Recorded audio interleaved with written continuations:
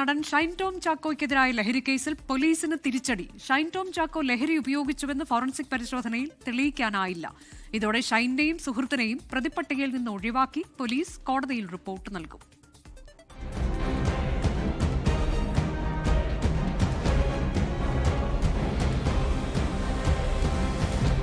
ഏറെ വിവാദമായ നടൻ ഷൈൻ ടോം ചാക്കോയുടെ ഹോട്ടലിൽ നിന്നുള്ള ചാടി രക്ഷപ്പെടൽ, പിന്നാലെ ലഹരി ഉപയോഗിച്ചു എന്നതിൽ പോലീസ് കേസ്.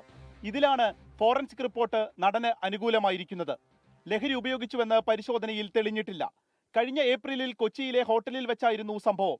ഹോട്ടലിൽ മുറിയെടുത്ത ഷൈനും സുഹൃത്തും ലഹരി ഉപയോഗിച്ചു എന്നതാണ് കേസ്.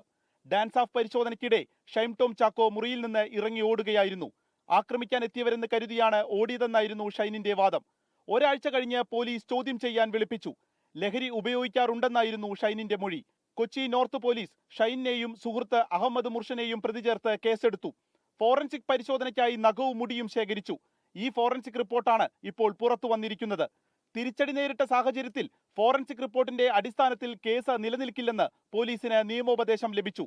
ഷൈനെയും സുഹൃത്തിനെയും പ്രതിപ്പട്ടികയിൽ നിന്ന് ഒഴിവാക്കി കോടതിയിൽ റിപ്പോർട്ട് നൽകും. ഈ മാസം അവസാനമായിരിക്കും നോർത്ത് പോലീസ് കോടതിയിൽ റിപ്പോർട്ട് നൽകുക. 24 കൊച്ചി.